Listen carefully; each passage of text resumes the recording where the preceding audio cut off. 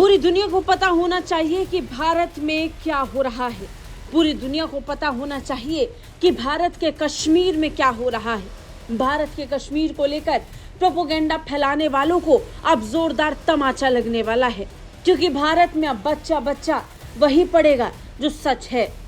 NCERT ने जम्मू कश्मीर को लेकर अपने सिलेबस में बड़ा बदलाव किया है। यह बदलाव पूरी दुनिया तक सच पहुंचाने के लिए सबसे महत्वपूर्ण कदम होगा। एनसीईआरटी ने अपने पॉलिटिकल साइंस के सिलेबस में अब आज़ाद कश्मीर नहीं, पीओके को सिलेबस में शामिल कर लिया है। इसके साथ ही सिलेबस में 370 को भी जोड़ा गया है।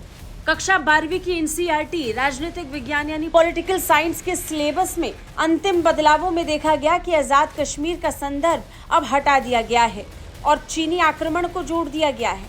चीन के साथ जिस तरीके का तनाव पिछले कुछ वक्त में हुआ है, उसे भी अब पॉलिटिकल साइंस में जोड़ दिया गया है। क्लास 12 की पॉलिटिकल साइंस के सिलेबस में चीन के साथ भारत की सीमा की स्थिति का जिक्र किया गया है। समकालीन विश्व राजनीति पुस्तक में चैप्टर 2 के भाग के रूप में भारत चीन संबंध शीर्षक वाले पैराग्राफ के अंतर्गत मौजूद कथन को बदल दिया गया है। इससे पहले जो सिलेबस में पढ़ाया जाता था वो इससे अलग था।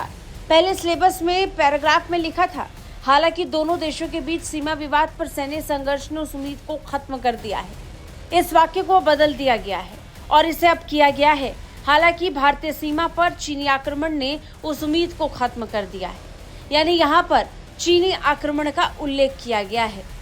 सिर्फ इतना ही नहीं, इसके अलावा सिलेबस में आज़ाद पाकिस्तान जैसे शब्द को भी हटा दिया गया है और इसे बदलकर अब पीओजेके कर दिया गया है, यानी पाकिस्तान अधिकृत जम्मू और कश्मीर।